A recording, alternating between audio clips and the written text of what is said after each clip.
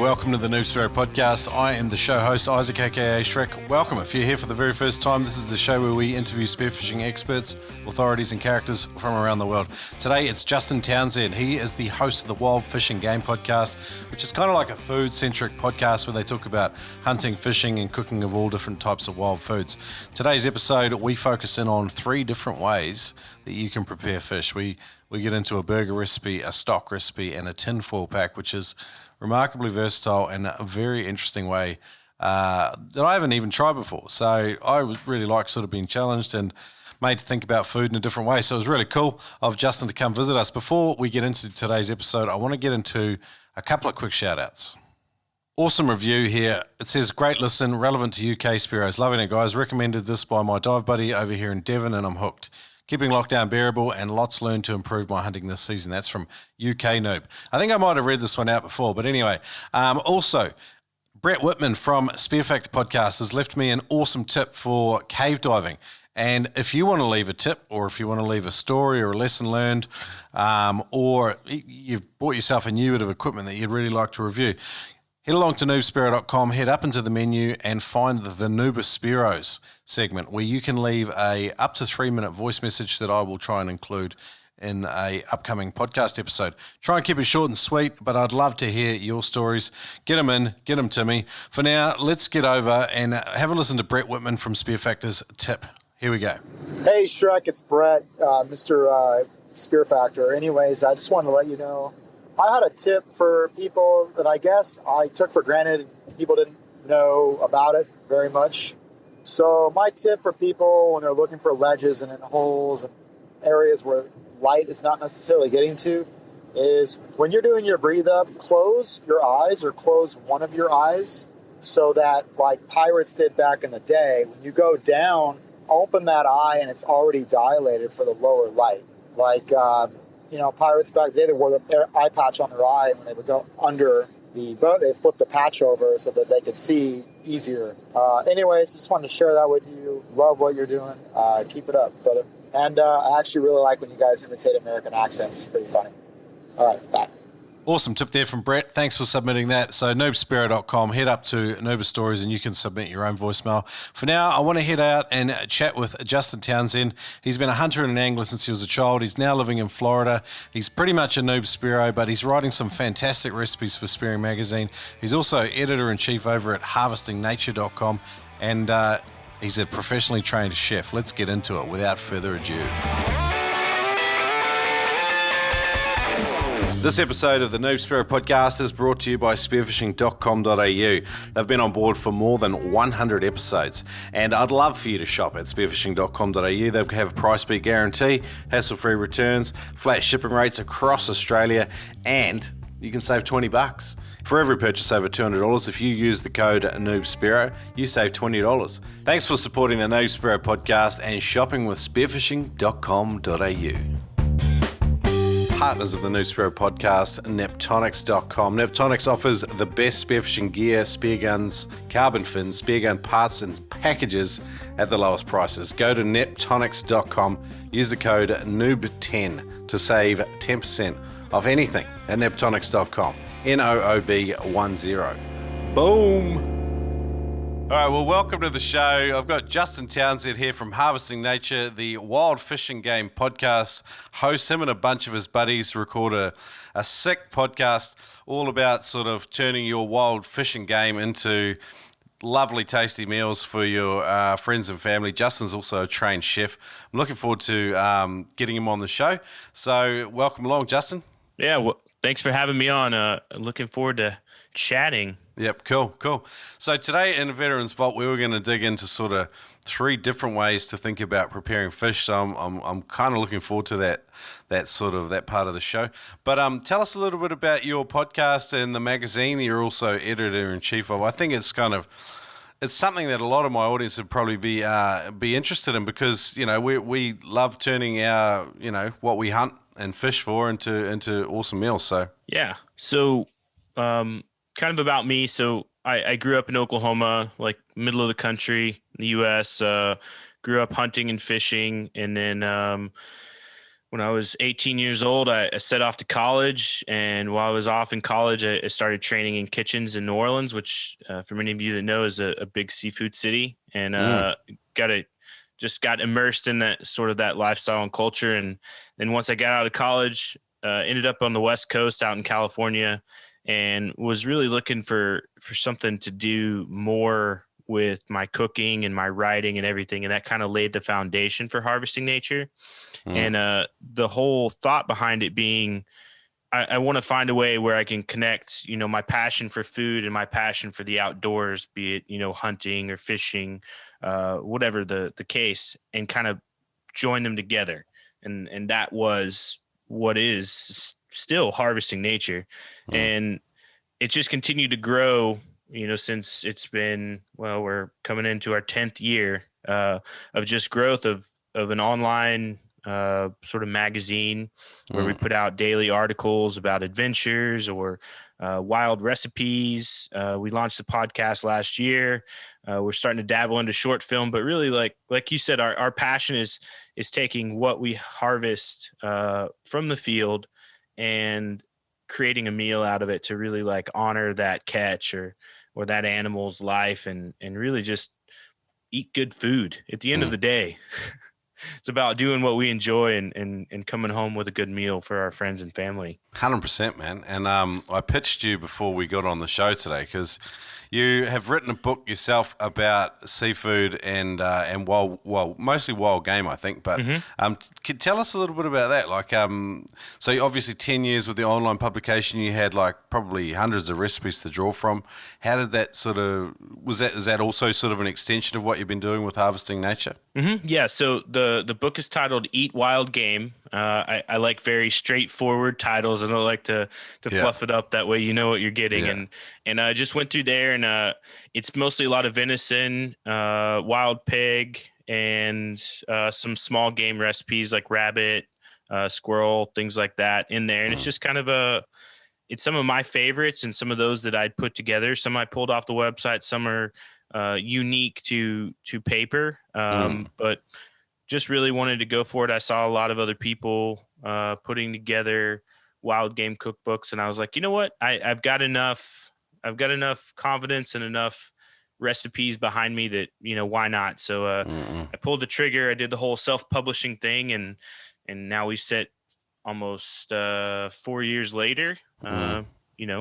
It's been out, and I enjoy it, and everybody that's bought it, nothing but positive feedback. So yeah, awesome. It's just another outlet to share the food.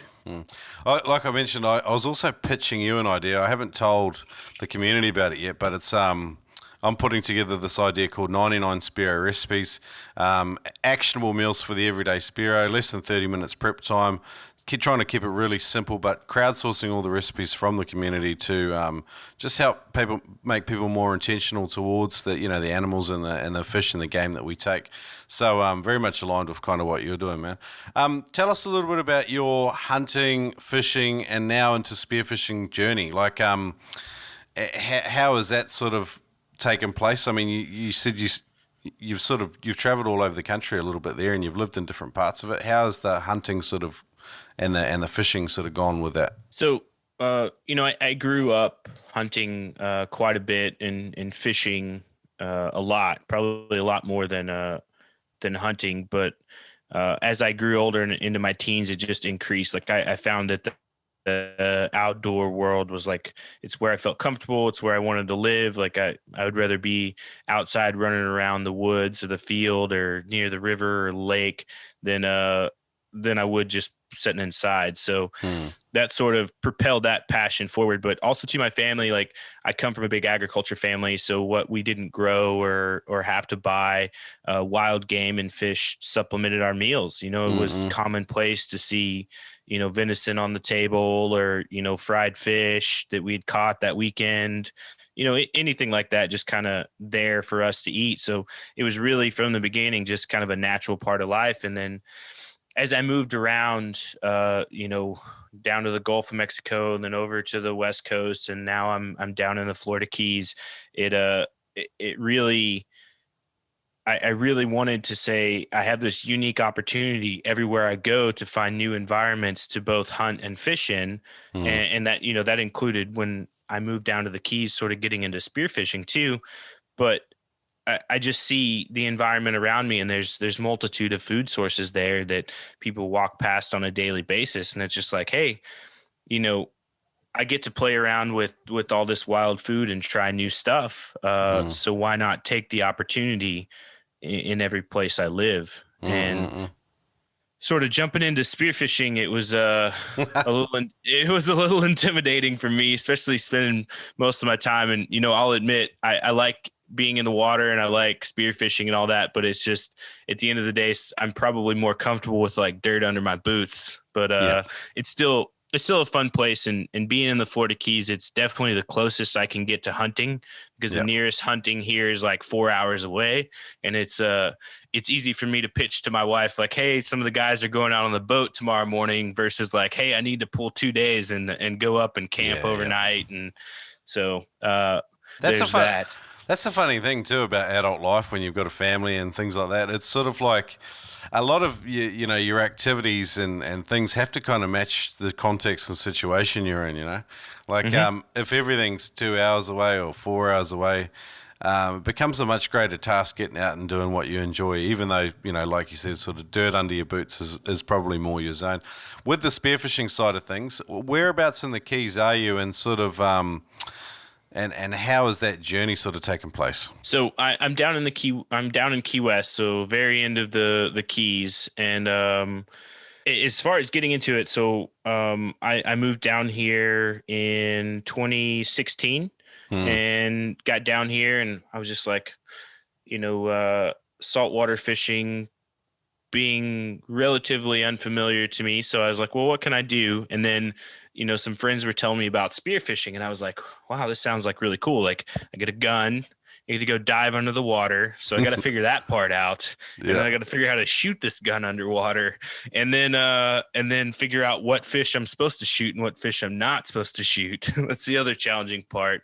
Yeah. But I think as I got into it, it's just like, I just found sort of a comfort in it, and just began to really enjoy it. We are fortunate enough to have good weather here the majority of the year. Like, the visibility is kind of off and on at different parts with storms, and you get hurricane season, churns up the water and stuff. But when things are good here, they're really good. So that's, I think, what's kind of kept me back. And it's like, I live across the street from the water, so I can literally just grab my gear, call a buddy, and like, we're in the water in like 15 minutes. Wow. So I've got a buddy who's a bit further north of you, so Isla Morada. His name's Ed from Killshot Spear Guns, and he's got a shop there too if you're looking to stop or do a course as well. But he sort of said, like, a lot of the stuff you've got to travel by boat to get into the good stuff. Is that true down in Key West as well? Yep. Yeah. So there's obviously opportunities. Like, the thing is, it gets kind of shallow, and you end up with sort of these grass flats in places, and mangroves in areas, so the water doesn't get too deep. And like, you can hit some of the channels and stuff, but it's like the best opportunities are definitely by boat, and you're not traveling far. Like, you may need to just travel 5 to 10 minutes by boat just to get to a spot. Yeah. Or there's opportunities where you can travel, for 2 hours and get to some really great spots. It's just kind of what you're in the mood to. There's also some great shore diving. Like, there's a couple spots off the south side of the island that you can hit just walking off. And even here by my house. So I'm on the north side of Key West, and there's some areas too as well.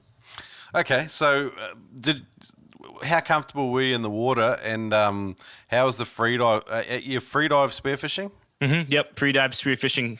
So not I don't go too deep, so that's still something I'm working on, and I'll probably we're looking to move in the summer. So depending on where we end up, I'll probably take on some free diving classes and stuff to try to hone my skill. But I'm fairly comfortable in the water. Trained a lot swimming, sort of in college and in the earlier part of my life, I guess, and then did some scuba courses and stuff like that. So that I'm comfortable in the water, just getting used to different environments, I guess, Yeah. is an overcoming factor. Okay, so tell us, like, I mean, so it sounds like you've started spearfishing down there. What are some of the kind of the easier species to hit there? Probably snapper. We end up with a lot of snapper here. You get like mangrove snapper. You can occasionally stumble across mutton snapper. We have a really good hogfish season here, which is pretty good. And then grouper. One of my favorites is yellowjack. Not a lot of people are super passionate about it, but I think it's a great fish. Yeah. And those are pretty common around. So I hear good we'll things hit about those. those yellowjack too. Like they're not rated because they're not so difficult to spear. Although, when you're starting, all of them are difficult. So Yeah. you know what I mean. So, but I've heard good things about like yellowjack ceviche and sashimi and things like that. What's your sort of way of preparing them? I mean, so we honestly did. I brought some back. One day we brought back some hogfish, we brought back some grouper, and we brought back some yellowjack. And we did, my wife and my daughter and I, so my daughter's 8, and we did I cooked them all the same exact way, salt, pepper. I was like, we're going to figure out, like, these are some of the most common fish in our area. We're going to figure out which one we like so that we know, like, hey, I'm out there spearfishing and like, boom, there's a hogfish. I want to get it and bring it home, or boom, there's an amberjack. And so we ended up, like, all 3 of us, hands down, like the yellowjack took it for different reasons over the other 2. And it became a favorite. And I mean, I've done it on the grill. I've done it fried. I've done, we would do like a poke with it. And, it's just a good all around, like, versatile fish. I think we've done some fish soups with like coconut and curry and stuff. So really just trying to mix it up. Yeah, nice, man. Nice. Okay, cool. All right, so did someone show you the ropes when you got in the water? Or what was the story there? Not really. I had a buddy who came down here around about the same time, and he and I kind of both got into it. So a lot of reading, a lot of researching, and sort of YouTubing, and being new to the island, I didn't really know sort of where to go outside like the local spearfishing shop, or wherever, to be like, hey, can somebody help me out? Can somebody take me along? And then through the years, through work and things like that, I've managed to connect with other people who spearfish, and we've kind of got this little team of about 4 or 5 guys that will go out with each other. So we built a little community. Yeah, nice. And has everyone got boats? So two of the guys have boats. I don't have a boat. I had a boat at one point in my life out on the West Coast, and just decided it was probably better to avoid that one. So I have a lot of friends with boats, I'll say. Yeah, that's the way. That's like number 1 tip in 99 tips to get better at spearfishing is just make friends with boats. Yeah, make friends with boats and be good at cleaning fish. Yeah. When you're friends with people with boats, it's a little bit different. But what about, like, have you been out with guys you're not really yet friends with or don't have good ties and relationships with? Have you been out on strangers' boats to go spearfishing? I mean, not necessarily strangers' boats. I've been out with people that I don't know that well, and sort of are like new to the group, or maybe they're in town visiting one of the other guys or something, and we've taken them out. So definitely had those experiences, or people who we're friends with but interested in spearfishing and never done it before, and you're kind of like, well, come along, like I'll kind of show you what I know. Yeah. So what's your code? Like, how do you make sure that you're being the best crew member, I guess? For me, so I'm always like, I'm always eager to help, 10 lines or do whatever, and drop anchor, pull anchor. Like I said, clean fish is one of the biggest one. When we come back home, I'll say, like, hey, I'll take all the fish, I'll clean them up, I'll like vacuum seal them, and then I'll go drop them off at everybody's house, because we all kind of live in the same neighborhood. Oh, wow. And so that way it kind of helps solidify that spot, because they're like, oh yeah, Justin, he's the fish cleaning guy. So it works out, because at the end of the day, when everybody's hot and tired and you're just like, you've been out there for a while, it's like, who wants to clean fish? And it's like, I don't want them to go to waste, so I'll push through it. Another thing, helping out with gas is big. The guys aren't sticklers about it, but I'm always quick to be like, hey man, like, you want money for gas? Like, I'll kick you some money, whatever. Mm-mm. I think for me, that's part of that. Another idea for that book that I want to put together, the 99 Spear Recipes, because it's like you know yourself. You go out spearfishing, you're in the water for, I don't know. I'll go out. I'll be in the water for 8 hours if I can. If particularly if we've got plenty of people that want to volunteer for to be Bodie or the skipper, because we do a lot of drift diving. I'm not sure if it's the same with you, but you get in and it's an hour to and from each way, and then you spend all that time in the water. You're dehydrated, you're buggered. Generally, you get the really good night's sleep after a day like that. But you get home, you look at all your gear, you've got to wash it, then you've got to, clean all your fish, vacuum pack it, put it in the freezer, and then, I better cook some for dinner for everyone, And it's all of a sudden, you're at the back end of a 15-hour day.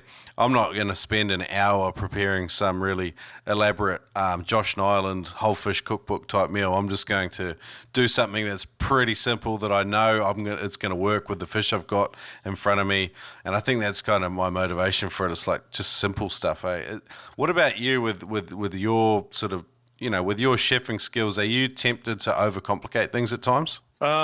Usually not on those days where I'm coming back in after a long day, because I'm beat, and it's like I come home and it's like, I'm here with my wife and kids, and I love them, but sometimes you're just like, man, I'm tired. Like you're running at 50%. So when I get in the kitchen, because it's inevitable that it's going to end up being dinner time when I get back. So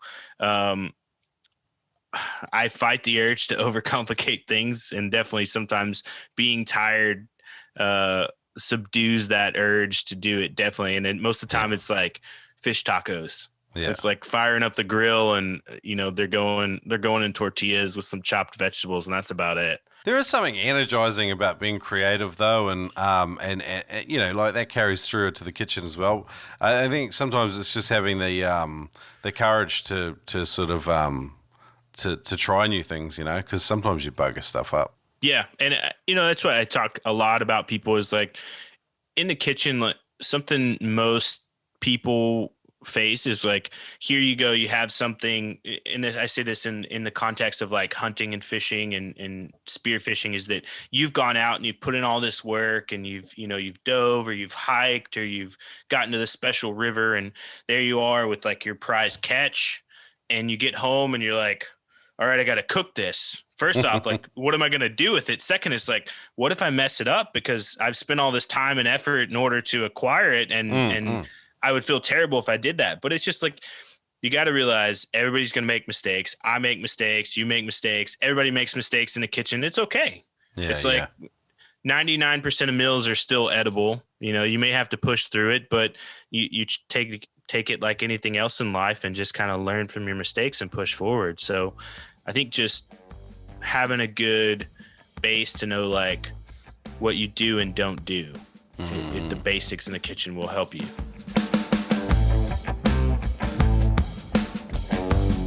If your buddy had a blackout on your next spearfishing trip, think, what would the outcome of that be? Do you know how to revive someone from a blackout? Would you even be in a position to do something about it? Or would you be diving, chasing after a fish as your buddy sinks down to the bottom of the ocean? Do you know where most blackouts happen? Do you know what you can do to minimize your risk of having a blackout? My name is Ted Hardy, and I'm the founder of freedivingsafety.com. In my free online course, you will learn the truth about shallow water blackout, the myth of, I don't push myself, I know my limits, I'm in tune with my body, how to minimize your risk of having a blackout, and most importantly, how to save your buddy's life if they have one. Visit freedivingsafety.com to sign up for your free course today. Dive safe out there. It's not even that hard. I think this is a really nice segue into, what we were going to chat about for Veterans Vault. So we'll come back to your spearfishing journey. I wanted to talk to you about, 3 different ways to prepare fish. So let's hook into it. So I believe you've got 3 sort of techniques you've identified. One of them is a burger. Yep. So what are you doing this with the yellow jack? I mean, what's the sort of the process? No, so you could do it with the yellow jack. You could probably do it with, you can definitely do it with any like firm firm meat fish, like tuna. It's kind of what I went off of. I actually used, it's a funny story. I used bonita, which down here in Key West, we have bonita and bonito, and one being like, they call it the false albacore, and one being part of, I think it's the mackerel family. Okay. I want to say. So it ends up very like fishy and bad. So we'd caught some one day and everybody's like, no, like toss those back. Like those are trash fish. And it's like, that's one of those words that I'm very cautious to latch onto, because not to be cocky or anything, but it's like, I can cook my way around fish. And I'm like, I can generally make it taste good. So I took the approach and I did some more research, and what they were calling bonito was actually bonita, which is the false albacore. Okay. So it's in the tuna family. So the mistake we'd made is we didn't bleed them like we normally would tuna. Yep. So I did like an ice water immersion, like 3 or 4 cycles, and got a lot of the blood out. And the meat was great. Soaked it in ice, drained it, soaked it in ice water, drained it, soaked it in ice water, and then it was good. So how is it draining the blood somehow when you do that? Do you just, because obviously the heart's long stopped and it's been submerged and it's probably a slurry all day. Do you still cut like the bleeding mechanism up in the throat and then sort of hang it upside down? What's the logic? Sorry if I wasn't clear as far as the soaking soaking the water. I just soaked the fillets in the water. Oh, okay. Yeah. So, and then just bleeding the fish on the boat which is what we should have done. Just cutting it. But yeah, just soaking the fillets and then cutting up the meat and trimming everything off, taking out the bloodlines and stuff like that. And the flavor was good. And I went, I served it to people and they're like, "This is what?" And I was like, "Yeah." And then I told the whole story again, and they're like, "I don't know about that." And I was like, "Well, just like next time you catch it, bleed it out on the boat, take it home and try it. Like, what do you have to lose?" Mm-hmm. Okay. So then my thought process went further, and I was like, "Well, what could I do to sort of put this into perspective that people would be like, oh, that's easy to do." So getting past sort of the preparing the meat for cooking, I came up with the tuna burger recipe, and it really plays into sort of kind of a poke bowl style. I know there's a lot of varying recipes out there for poke bowls, and it's a very well-known term, but for this one, I used soy sauce and teriyaki and rice wine vinegar and some seasoning, and then panko to hold it together, and then just formed it into a patty and put it in the skillet and just kind of seared it. And with tuna, you don't have to necessarily cook it all the way through, because there's no real threats to foodborne illnesses and stuff in the meat. So that allowed me just to make this really delicious burger patty. I've got a YouTube video that's going to come out for this episode. Can you share your screen and show me what you're looking at with the recipe? Sure. I'm going to share the recipe in today's show notes anyway. So if people go to Spearo.com/Justin, Justin, I'm going to link up the recipes that we discuss in today's Veterans Vault. But for those watching this along on YouTube, hopefully Justin's going to be able to share his screen for a second. We might get a quick look at what this thing looks like. I'm not sure if he's able to do it. We're working out the struggles of first world technology problems, because we're both older gentlemen, aren't we, Justin? Yes. There it is. Screen share. It's the green button. So, yep. Can you do it? All right. So, I'll throw this up here. Oh, here we go. That's working. Yeah. So what are we looking at? Just for the ones, because it's normally an audio podcast, 100%, but I'll just describe it. So we're in the So we're on harvestingnature.com looking at the seared tuna burger recipe, and it looks good. So what are those buns? So those are just kind of standard, I guess not like brioche buns, but they have a lot of grains and stuff on top of them, just to give it some cool texture. Yeah. Cool. And then you got spinach. Spinach from my garden here. Try to keep it local as much as possible. And then the yellow stuff looks like cheese, but it's actually spicy mayo. Okay. And is that a homemade thing, or are you just buying that in a bottle? Just buying it in a bottle. I do take some shortcuts sometimes. Yeah, of course you do. That was one of them. And then just some shredded white cheddar. So I generally, when I do cheese, I try to get blocks of cheese and then shred it myself, just because when you buy the shredded mix in the store, it comes with like a caking agent on it. And Okay. it's like a weird flour stuff they put in there. Okay. And not a fan of it. So I generally shred my own. But you can see like it's pretty well seared, the burger itself. Oh, it looks good, man. Look, it's making me hungry. I haven't even had breakfast yet. Cool. Well, I'll link that up in today's show notes anyway, man. And it looks pretty simple too. Like you got all the ingredients here, the method laid out. So that's awesome. Nice and simple. That'll be something perfect for 99 spare recipes if you want to chuck it in there. Yeah. Super quick, super easy to do. So Cool, it'll probably take you longer to clean the fish than it will to make this burger. Yeah. I haven't. It's not a dish I would make often, to be honest. Is the old burger. It's just not something I think about a lot with fish. So it's a good one. Do you want to move on to number 2? Yep. Let's move on to number 2 here. And so for number 2, so what I have is a lobster stock. And so here in Florida, we have the spiny lobster, which, I know, granted, it's not necessarily, we don't go out and spear them, but we do.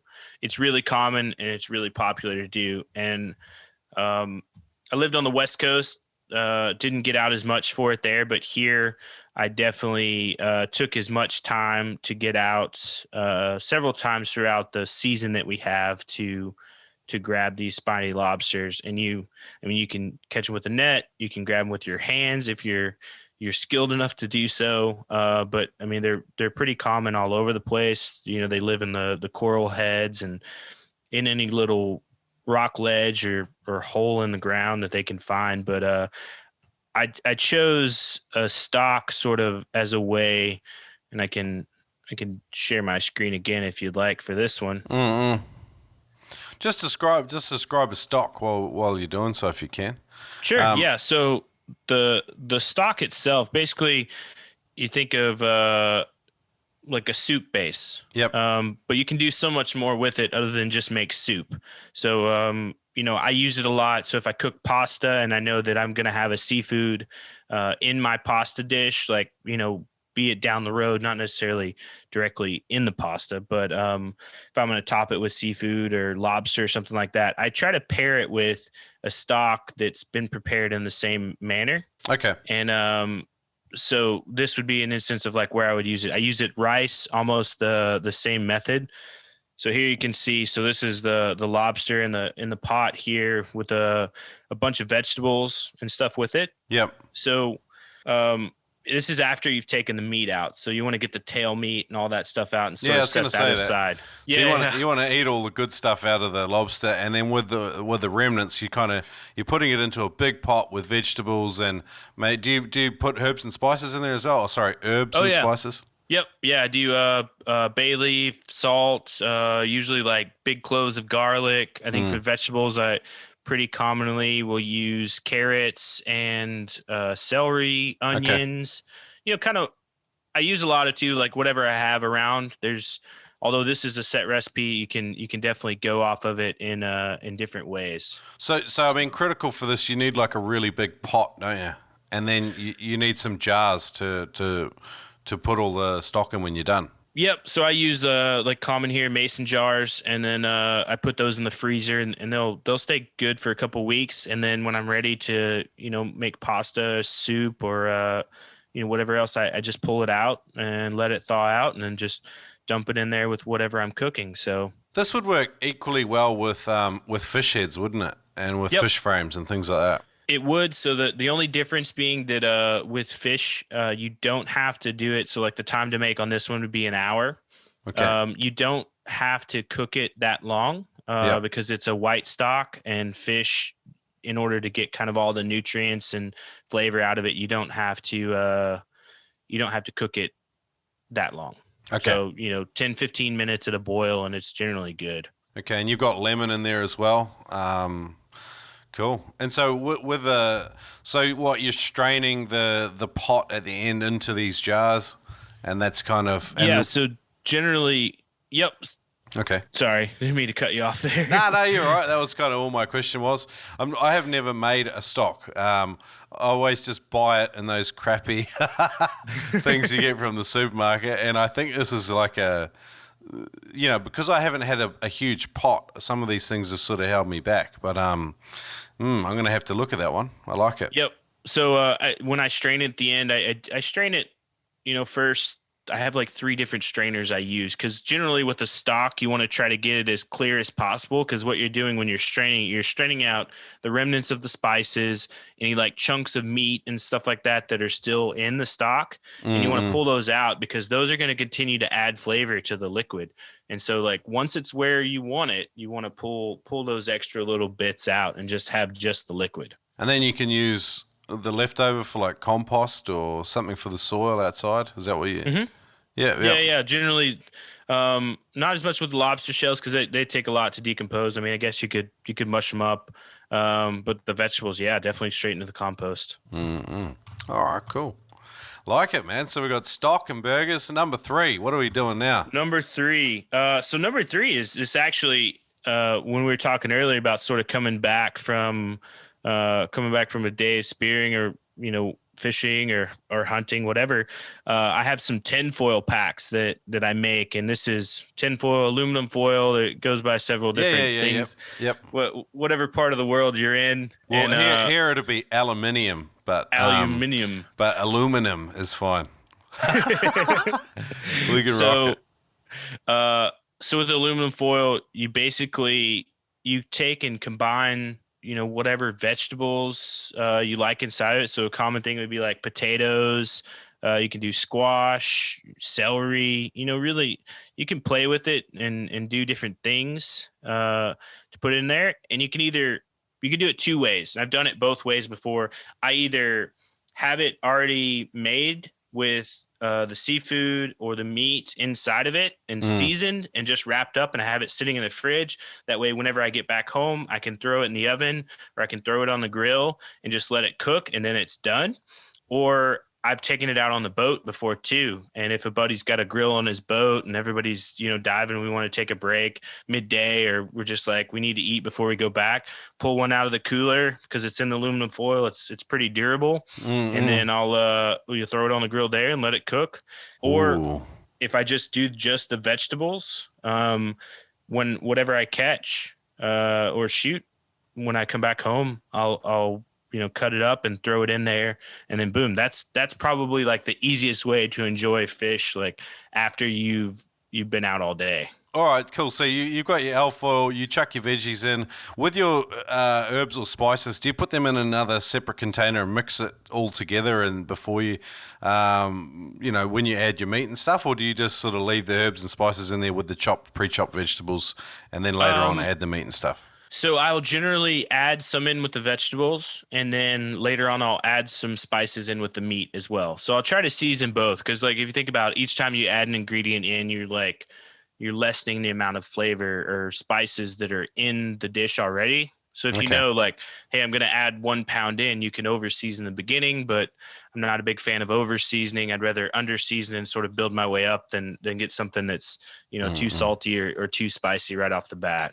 So if you're you pull up on a beach, maybe you're on like here in Queensland in the Southern Great Barrier Reef, there's like a lot of islands you can pull up, and sometimes certain times the campfires are allowed and stuff like that. So you could theoretically have a wood fire going, let it burn down to coals, and then with your aluminum foil pack, you could start cooking your vegetables and then maybe put the fish in near the end and add your seasoning and stuff. Is that sort of one way you do it, or? Yeah, absolutely. And I think that's sort of the origin of the dish is just to be able to have something quick and just at the campfire. And I mean, I don't even think you have to let it burn all the way down to coal. So you can kind of put it at the side of the fire and kind of move it around. You obviously don't want a roaring fire, but something that's got a little bit of a base to it is definitely good. You don't even need a pot really, do you? I mean, a pot would probably be better, but cool. All right, that's a nice simple one. I like it. And like you sort of identified, at the end of a spearfishing day, sometimes you don't want to chop the vegetables up, but if they're already done, all you got to do is add the fish and chop it up, and you're done for the day. Cool. Do you do? They were awesome 3 recipes, by the way, Justin. Thanks for that. Thanks. I'll link them up in today's show notes again at noobspearo.com/Justin. And if you do happen to watch the YouTube video, obviously you'll have seen some screen shares and stuff in there, so that was cool. Do you do much sashimi on the boat? No, not much.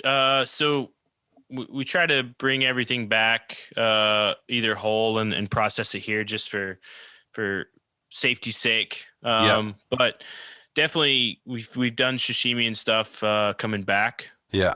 Sure. It is good. Like I had a dude, Dan, a little while ago was out, and we had a mackerel. It was iced down for about an hour and pulled it out, whipped part of the tail section out and just chopped it up. And we had he had brought soy sauce, wasabi, and pickled ginger, and it was just awesome. Like I was like a kid in a candy store, just a big fat kid though.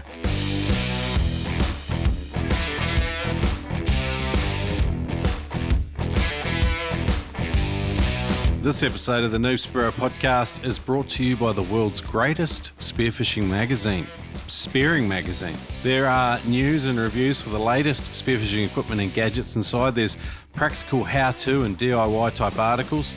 There's spearing adventures from crazy noobers like you from all over the world. And it's a magazine that you can pick up or you can look at, and if you've got the digital subscription, you can flick through and let it inspire your next spearfishing adventure, even if you're having a dry run. Keep the stoke alive. Check it out at spearingmagazine.com. If you're away from the good old USA though, check out the international subscription. That's at spearingmagazine.com. Simple, accurate, deadly. Use the code NOOB, N-O-O-B, and save $30 on any spear gun for a limited time only. Go to killshotspearguns.com, check them out for yourself. Handmade in the Florida Keys by Ed Martin. Use the code NOOB, N-O-O-B, or head into the shop and say, "Crikey, mate." And apparently Ed will hook you up with a $30 discount on any timber spear gun. Get your hands on one. killshotspearguns.com.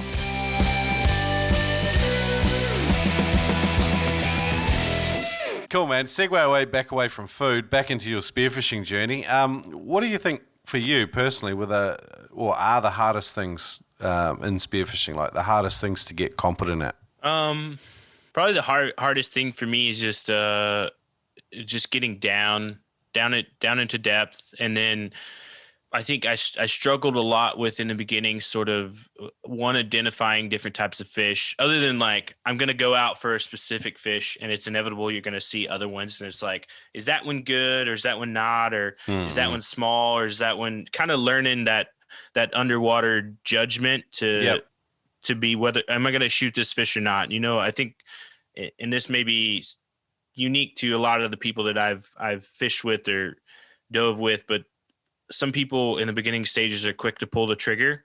And I think as time rolls on, people are slower. You know, I myself, it's like, I'll pass on something if it's questionable or, you know, if it's at the legal limit or, you know, if I'm just like, I don't think this is a good situation to try to take this fish. So I think those have been some growing pains that I've gotten over time. Cool. What about the gear for spearfishing? Like with your hunting background, obviously that gives you a level of confidence when you're approaching things. Did the spearfishing?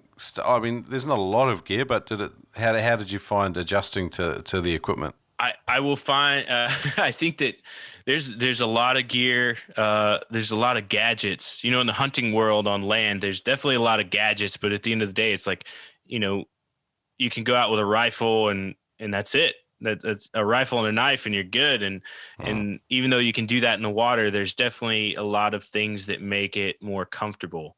So sort of coming into it, it's just like trying to learn the lingo, and then two, just learn what I needed and what I didn't need. That's kind of it.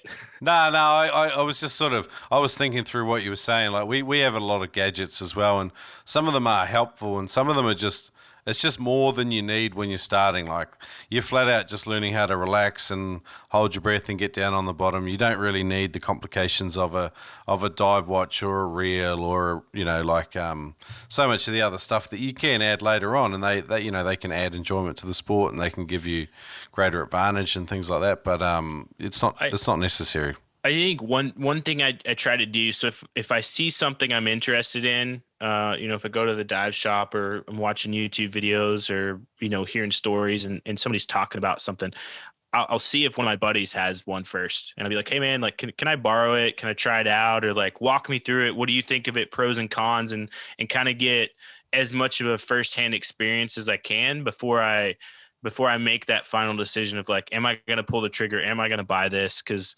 at the end of the day, it's that little voice in the back of my head. It's like, do I really need this, or do I want this? I notice my motivation for spearfishing goes down when my freezer has got a quantity of fish in it. Like, it's like I just become far more like, nah. If I don't have an immediate use for it, with spearfishing and fishing and hunting, we operate on some old trade patterns as well, though. Like the barter and trade is still very much alive in the world of the the person that likes wild game and fish. Like I will, like I gave my neighbour some king mackerel the other day, and he gave me a 6-pack of home brew beer, which was fantastic. I love that sort of stuff. Is that stuff you guys still do as well? Oh yeah. I've I keep throughout the year probably hunting more. I have my freezer's mainly full of like wild game stuff. So it's like if somebody kicks me fish, or I get the opportunity to somebody's like, I've never had wild game before, I'll be like, here man, try this, like here's a recipe, and kind of go with that approach, and oftentimes to get fish back. So it's very common practice. But yeah, I think it's in the world where people are in pursuit of food, like food is as good as gold. 100%. Yeah, I love like getting, a gift or something from someone that they've caught themselves. Like it's far better than, I don't know, just because you have way more appreciation for it. You know what's gone into it. Like, yeah, you can shoot a fish as well, but someone that can then, scale that fish, fillet that fish, portion that fish, and then vacuum pack it and deliver. Like there's a lot of work. There's a lot of care and attention that's gone into that, and it means a lot more than. We're just sort of removed from the process with a lot of the meat that you get in the supermarket. We don't have any appreciation for where it's come from. The labeling of this food and stuff they're starting to tell you the story of where it's come from, but it's not really the same, is it? No, it definitely. I was talking about this last night, and this is here for sort of domestic meat, and I don't want to kind of squash on the world of farming or agriculture, because that's my family. But it's like they say that an average of like 25 to 50 people touch the meat in some way before it gets to the grocery store, and then from the grocery store before you put it in the skillet. So it's like that alone, it's just like, man, it's traveling through a lot of paths before it gets here, versus like, if I'm going to spearfish or if I'm going to hunt, it's like, I know there's maybe one or two people that are sort of, and I have a comfort in that too, to know, like, I know that I'm giving my friends and family like really good quality, like safe food. I worked in a beef processing plant, one of my first jobs actually in my late teens. And, when you do watch that whole process from when the animals, are led into the yards to when they come out the other end in a box, like it is strange to be part of that process. I think, it's a sort of it's an untold story, and a lot of people that shop in a supermarket just aren't even aware of any of it. They just, which is the vegetarian's argument, I guess. But we're of the other ilk. We're happy to kill it and do it all ourselves, so it's good. Yep. What about so far out in the ocean? Have you had any scary situations? Probably like scariest ones. We had an issue with some tides one day. We were out on one of the jetties on the north side of Key West, on like our Northwest Passage. There's some jetties there, and the tide, I guess I won't say unexpectedly switched, because the tide switches the same, but we weren't as attuned with the tides as we should have been, and it switched and it turned into luckily all the guys in my group were pretty fit guys. I'm not too fit. I don't want to throw that out there.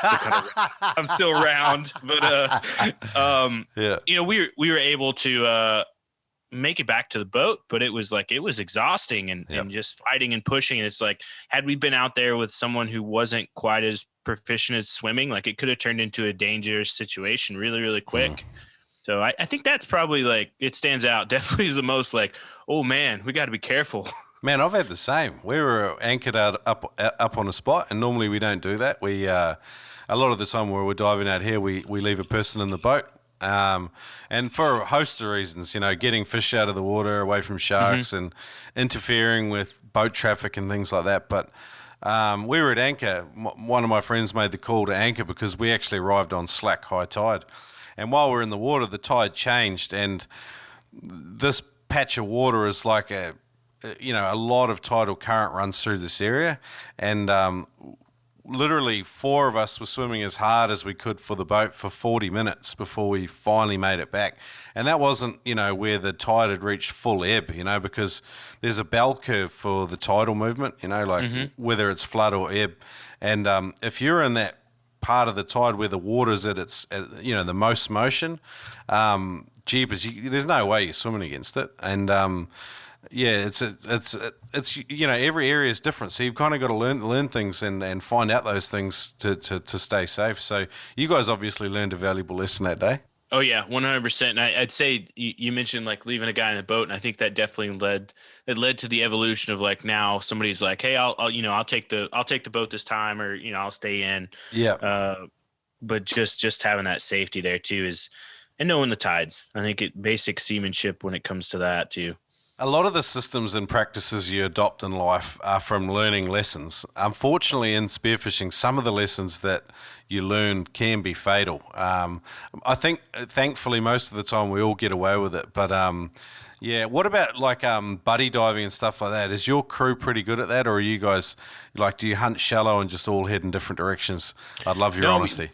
We definitely try to stay together.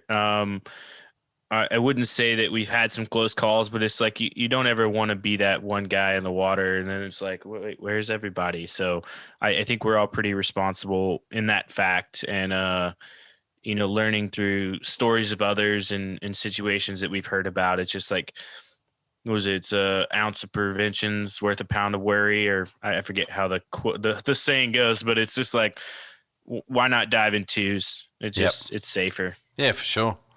Yeah, for sure, man. Do you deal with sharks there much? Oh, yeah. Yep.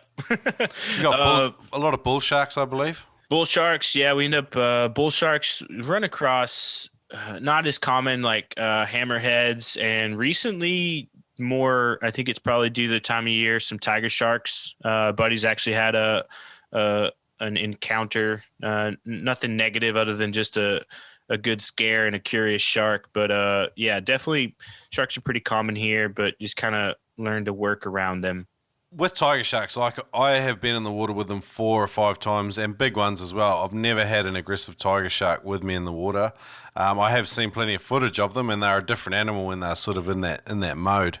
But all of the encounters I've had so far have been positive. Bull sharks are a different animal, though. They seem to get confident in dirty water, and they like to sneak up on people, and they seem to like to bully people a lot as well. Like, what's your sort of take on the various shark species you've encountered? So probably like the most common we see is like the nurse shark, which is like they're definitely at the bottom of the threatening pool, but they'll still get after fish and they'll try to rob fish from you, but generally not going to be that. They'll take lobster too, but they're not going to be that aggressive towards humans. The bull sharks are definitely like more of a concern. Like generally if we're at a place, and it depends on how long we're there. And I think, there's always the rumors of like, they hear the sound of the gun going off, and it's like the vibrations in the water, the fish blood, like everybody's got a theory as to why they show up, but it's like they do. And it's either they're going to come pass through, or they're going to kind of hang out and lurk. But, I've never had knock on wood, a negative encounter, and I hope I don't. But I've heard of people like getting bumped by them, and the thing is like kind of the way they go into is just they go in and almost eyes closed and dive at whatever they originally targeted. So if you move or you're out of the way, like you're gonna miss it. But if you're in that bad spot, like he may get you.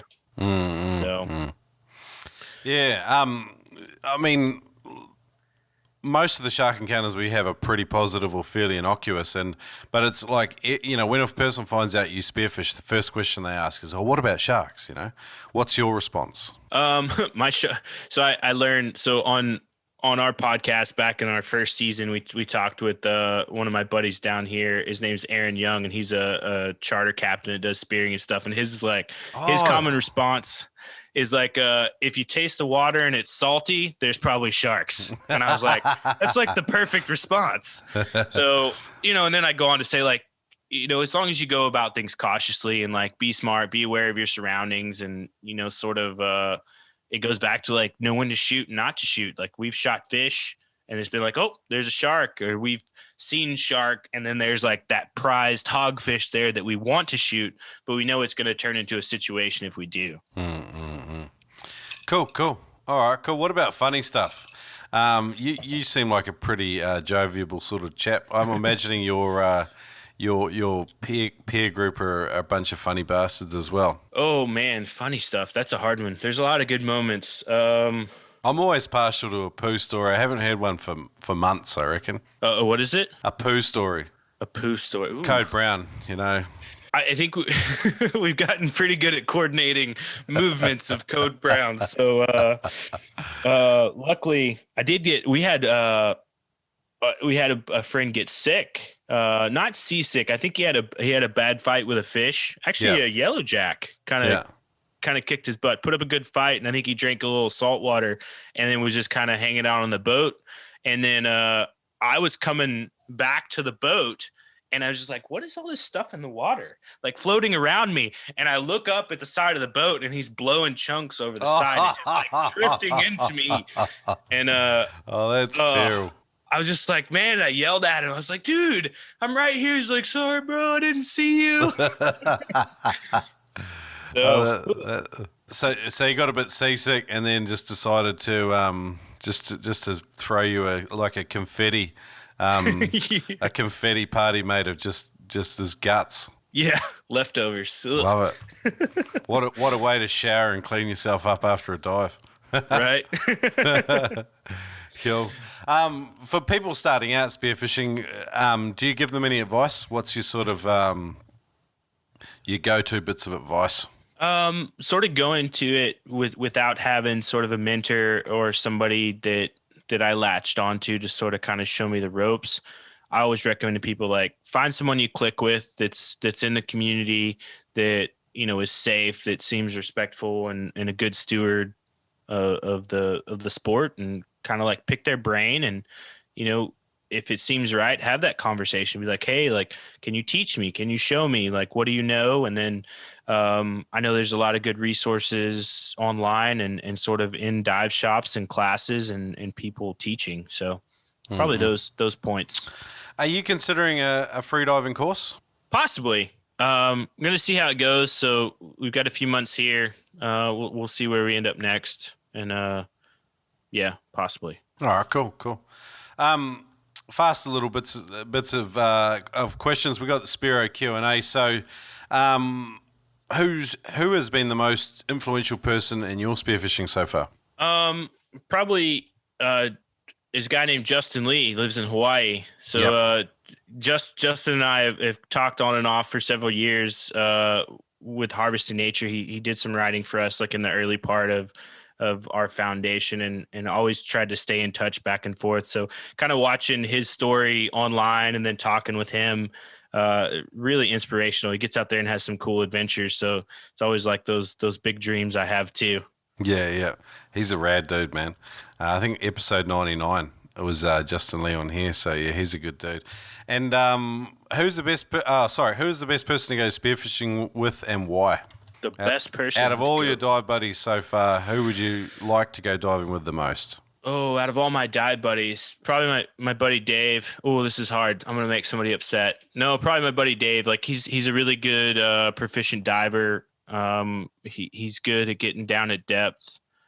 He's got a boat too, which helps. Be like Dave. Yeah, he's like open for the adventure and being like, hey, let's move around, try spots, do whatever. So really, like he and I click pretty well. So yeah. I think for this part of the show, what I'm really trying to get out of people is, the things that make for good dive buddies, you know what I mean? Like, and I'm not, so not all your other dive buddies are probably awesome, but Dave sticks out as as a particular favorite for a reason. So, adventurous, a deep diver, and he's always up for the charge, eh? Yep. Awesome. On your hit list, your dream list of spearfishing species, what's next? Oh, trying to get after wahoo and mahi. So Okay. it's been the season has and was kind of been off and on here, and we've been trying to figure out how to do it proficiently. So it's been challenging, but that's it. Cool. Last question. What does the spearfishing experience mean to you? Like one sentence or maybe two? Spearfishing, it's getting out and adventure for food, man. It's a way to put food on the table and have a good time doing it. Cool. So Wild Fishing Game podcast is also what's harvesting? How do we say the website with the recipes and stuff? Harvesting Nature. So it's www.harvestingnature.com. We're on like all those social media platforms, like the same way. Okay, so harvestingnature.com and Harvesting Nature on all the socials is the best way to connect. Yep. Awesome. That's it. Man, it's been awesome chatting with you, Justin. I really enjoyed exploring some different ways and alternative ways to prepare seafood and fish. Like, it's always a pleasure to learn new things and have people like you on the show, man. So thanks for coming to share. Yeah, thanks for having me on. I had a blast.